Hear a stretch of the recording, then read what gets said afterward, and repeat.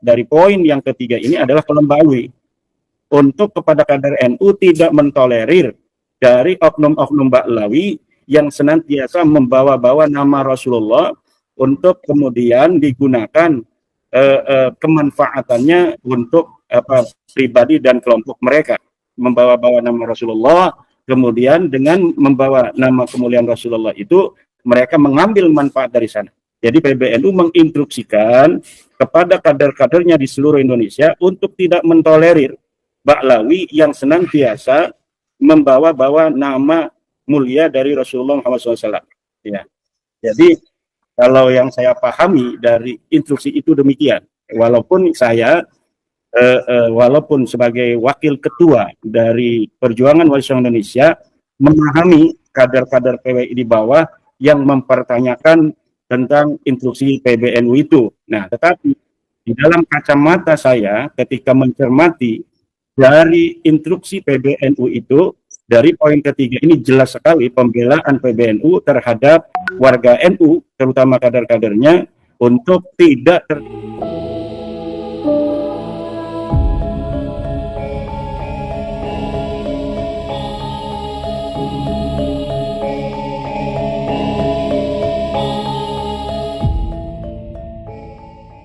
Malam hari ini pertama yang akan saya bahas tentang itu, bahwa memang mubahalah itu awalnya itu terkait tentang nasab.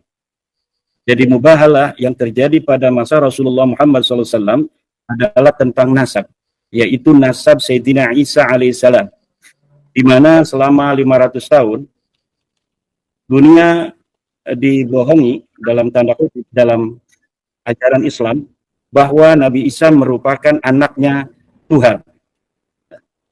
Jadi nasab Nabi Isa adalah anak daripada Tuhan. Kemudian setelah 550 tahun kurang lebih, datanglah kebenaran bahwa Nabi Isa bukan anaknya Tuhan. Dia hanyalah seorang hambanya Tuhan, seorang Abdullah, seorang hambanya Allah. Kemudian dari pihak Nasrani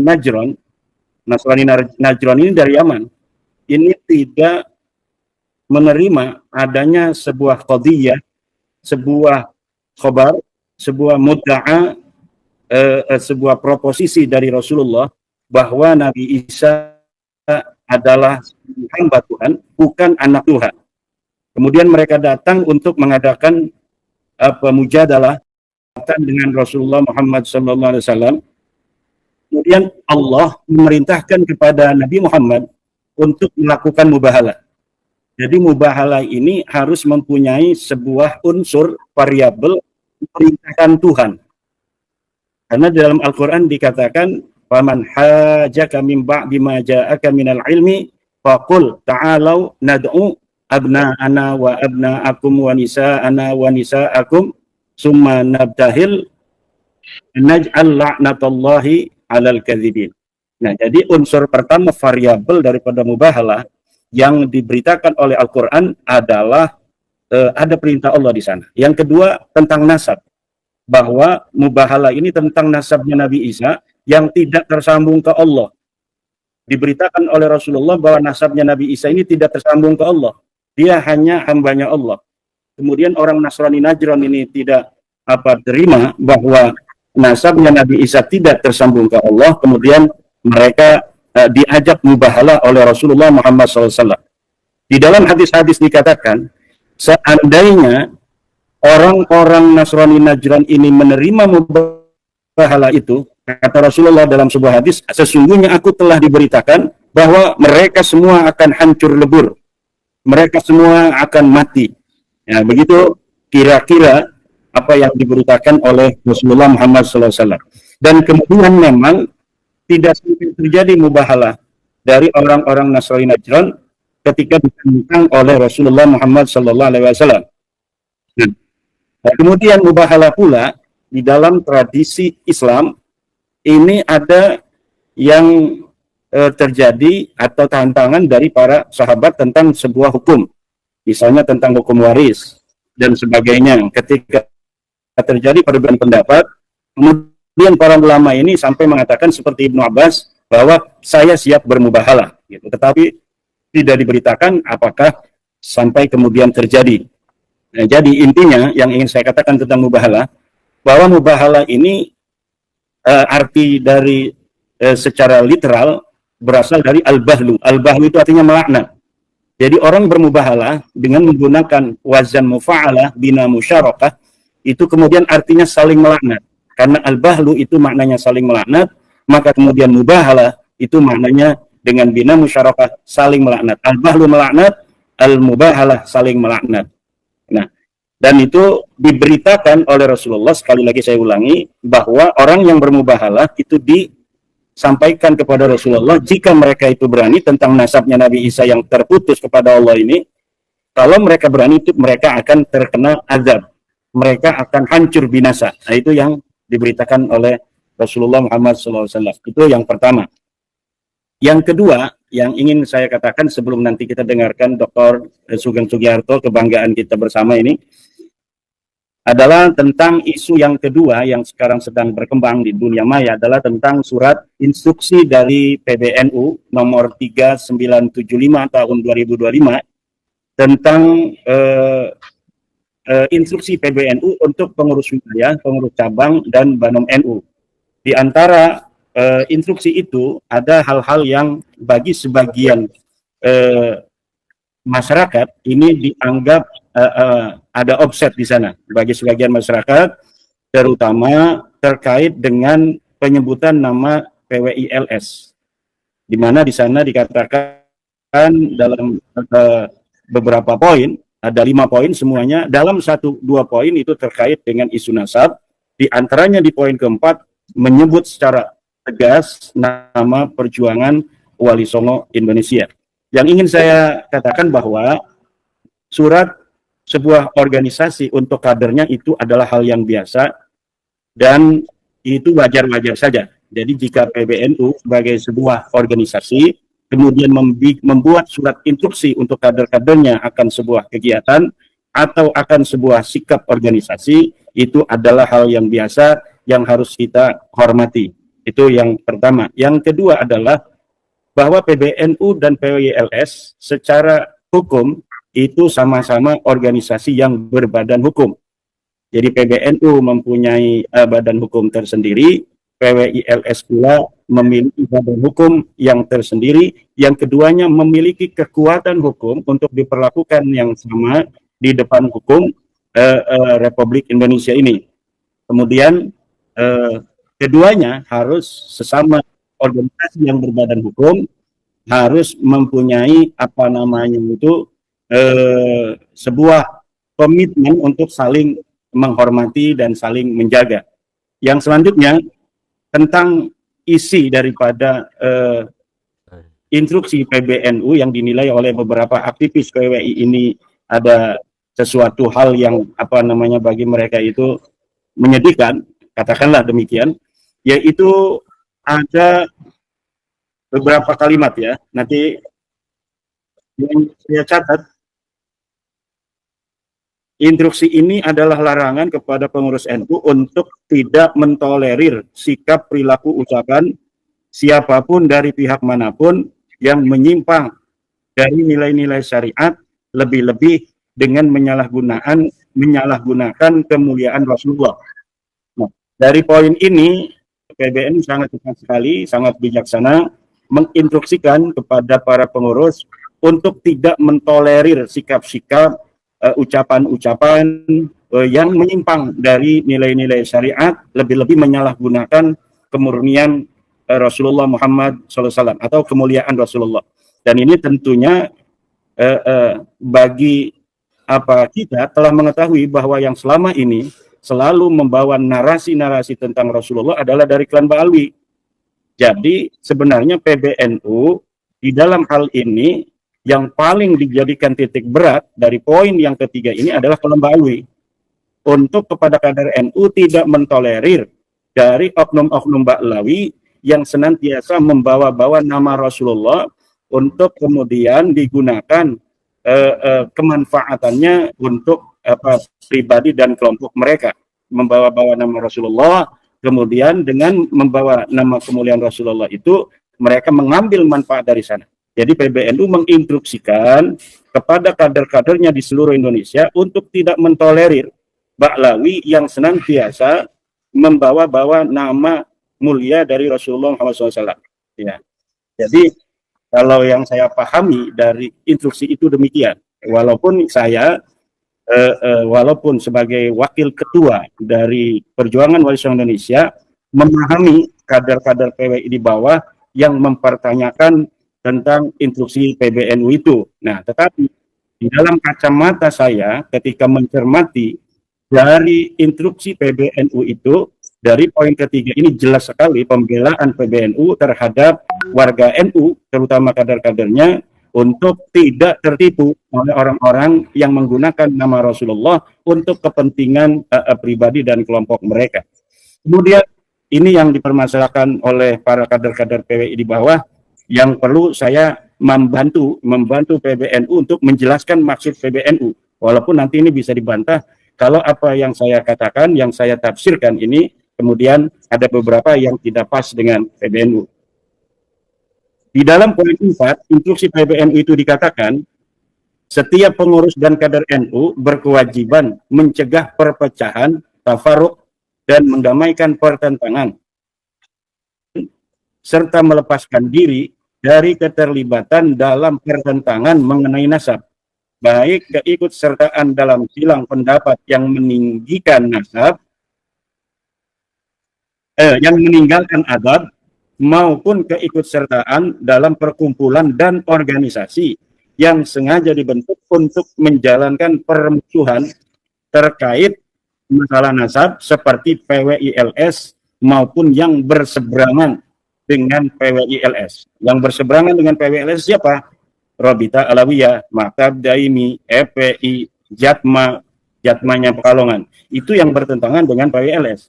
Jadi poin keempat itu bukan khusus untuk PWI, tetapi juga seluruh kader NU tidak boleh berada di pihak Rabita Alawiyah, tidak boleh berada di pihak EPI, tidak boleh berada di pihak Jatma, tidak boleh berada di pihak Maktab Daimi. Ini tentunya instruksi yang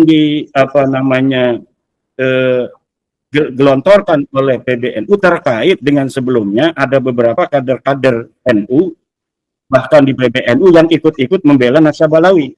Ada Gus Fahrur, ada Gus Nusron, ada Gus Faiz, ya kan, yang ikut serta di dalam perdebatan nasab ini. Nah, sekarang dengan adanya surat PBNU ini tidak boleh lagi ada kader-kader NU baik di tingkat pusat seperti nama-nama yang telah saya sebutkan maupun di tingkat wilayah dan tingkat kabupaten yang membela nasab Balawi. Jadi ikut serta di dalam kegiatan PWI juga itu diinstruksikan tidak boleh. Begitu pula ikut serta di dalam organisasi Rabita Alawiyah, organisasi EPI, organisasi Jatma, Maktab Daimi, atau organisasi habaib lainnya. Ini tidak boleh oleh PBNU dari surat instruksi yang pada kemarin tanggal 2 itu dikeluarkan oleh PBNU.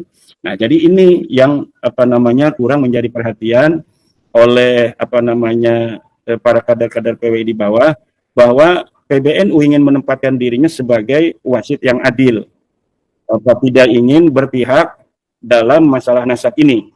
Dan ini dengan adanya instruksi PBNU ini menegaskan bahwa framing atau sebuah pandangan-pandangan dari beberapa pihak yang menyatakan bahwa PBNU lebih memihak Baklawi ini terbantahkan oleh adanya instruksi PBNU ini, bahwa PBNU menempatkan dirinya tidak ikut campur di dalam mendukung atau menolak dari nasab Balawi. Tetapi PBNU mempunyai kepentingan untuk mengislah datil bain itu agar tidak terjadi perpecahan di antara masyarakat. Nah, saya tidak tahu nanti langkah-langkah seperti apa konkretnya yang akan dilakukan PBNU untuk menerjemahkan agar tidak terjadi perpecahan itu. Apakah nanti diinstruksikan atau diminta Baklawi untuk tidak lagi mengaku-ngaku sebagai keturunan Nabi di hadapan masyarakat Indonesia? Mungkin seperti itu. Atau nanti minta kepada PILS untuk tidak lagi membahas nasab Balawi.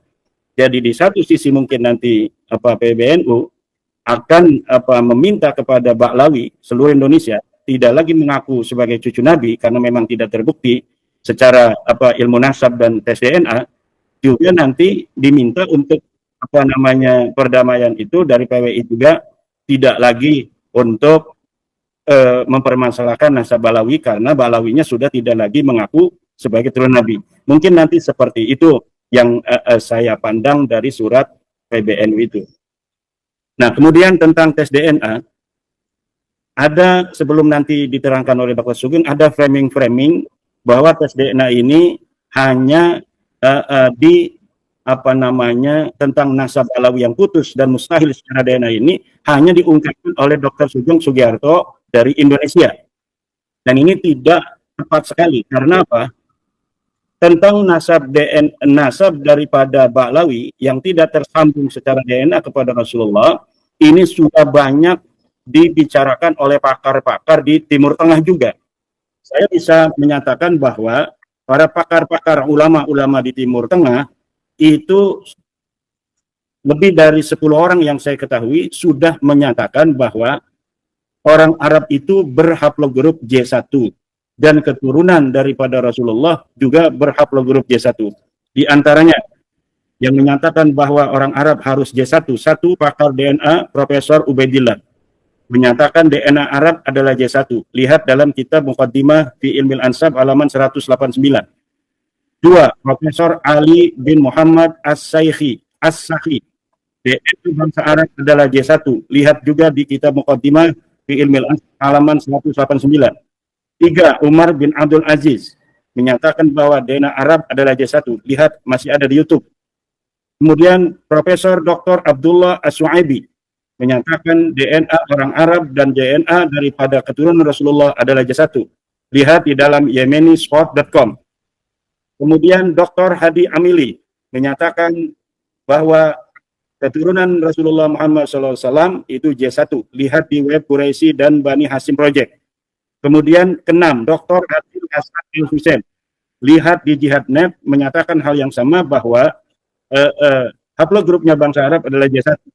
Kemudian Dr. Adil Asram ada menyatakan bangsa Arab dan keturunan Nabi Muhammad adalah J1. Kemudian Dr. Abdullah Al-Arraji, Adnan Hamjan, Umar Al-Sharif Al-Jammazi, Sayyid Hussein Al-Alawi. Ya, dari nama-nama yang saya terakhir disebutkan ini terdapat dalam family tree DNA.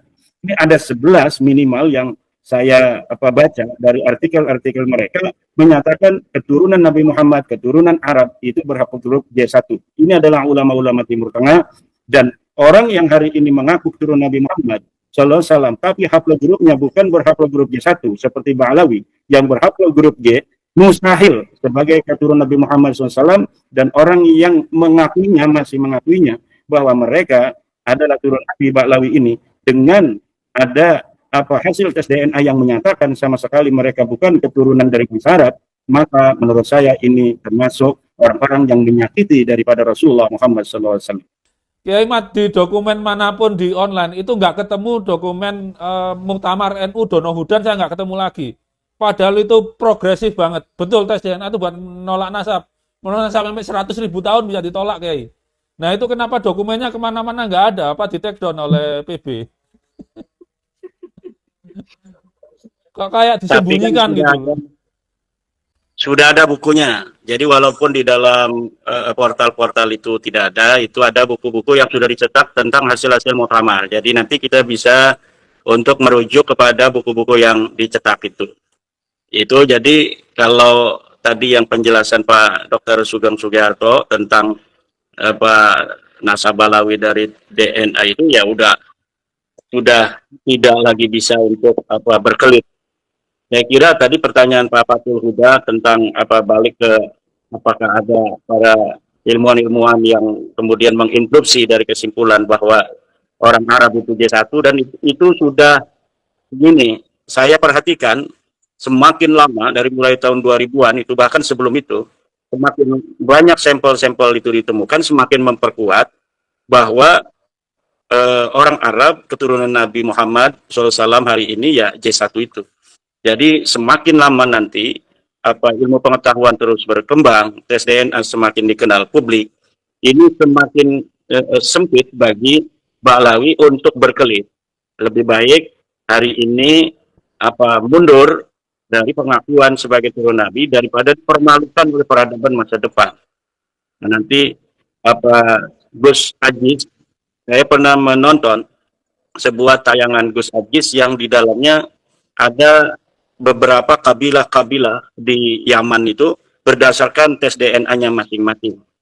Nah, itu mungkin nanti Gus Ajis bisa untuk mengelaborasi kembali dari keterangan itu sehingga framing-framing hari ini yang dikatakan tentang bahwa J1 itu belum konklusif itu terbantahkan karena memang ilmu pasti itu semakin lama bukan semakin tidak pasti, tapi semakin lama semakin pasti karena dia bersifat badihian jalian yang tidak bisa diman'u. Dalam ilmu filsafat Islam itu ada proses munadharah. Munadharah itu hanya bisa kepada sesuatu yang bersifat nadhari dan istidlali. Untuk sesuatu yang badihian jalian seperti ilmu DNA ini tidak bisa untuk terjadi perdebatan di sana. Nah, adapun tentang awal mula terjadinya konklusi dari para pakar tentang DNA Arab itu merujuk kepada J1, itu perdebatan awal yang kemudian kita telah menemukan dari kesimpulan-kesimpulan para pakar yang secara mujmal itu disampaikan. Sekarang kita secara tafsili sudah paham karena setiap waktu Bapak Dr. Sugeng memberikan pencerahan kepada kita. Bahkan sepertinya Bapak Dr. Sugeng itu ingin kembali dari awal sebagai peneliti pertama.